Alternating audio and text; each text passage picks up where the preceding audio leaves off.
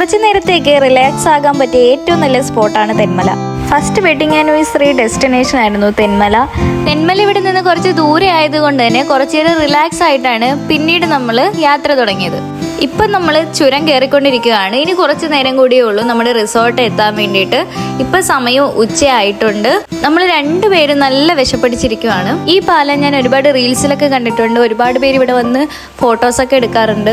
അപ്പോൾ ഇതാണ് നമ്മുടെ റിസോർട്ട്. നല്ല പ്രകൃതി ഭംഗിയുള്ള സ്ഥലമാണ്. ഇതിൻ്റെ തൊട്ട് താഴെയായിട്ട് പാലരുവിയുണ്ട്.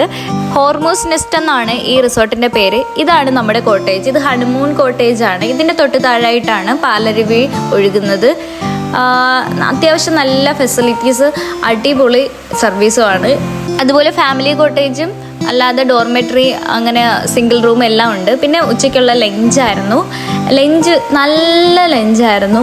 കാര്യമെന്ന് വെച്ചാൽ എല്ലാ കൂട്ടാനും ഉണ്ടായിരുന്നു. അതുപോലെ വെർത്തായിരുന്നു. വിശന്ന് വന്നതുകൊണ്ട് തന്നെ നല്ല ടേസ്റ്റ് ആയിരുന്നു എല്ലാ കറിക്കും. പിന്നെ ഇവിടുത്തെ സ്റ്റാഫ് സർവീസ് പറയാതിരിക്കാൻ പറ്റത്തില്ല. നല്ല സർവീസായിരുന്നു. നമുക്ക് വേണ്ടതെല്ലാം അപ്പോൾ കൃത്യമായിട്ട് എത്തിച്ചു തന്നിട്ടുണ്ടായിരുന്നു. ലഞ്ച് കഴിഞ്ഞതിന് ശേഷമുള്ള ക്ഷീണം മാറ്റാൻ വേണ്ടിയിട്ട് പുഴയുടെ സൈഡിലായിട്ട് വന്ന് നിന്നു. അപ്പോഴാണ് ശ്രദ്ധിച്ചത് പുതിയ ഗസ്റ്റുകളെ കാണാൻ വേണ്ടിയിട്ട് 2 കുട്ടീസ് വന്നിട്ടുണ്ട്.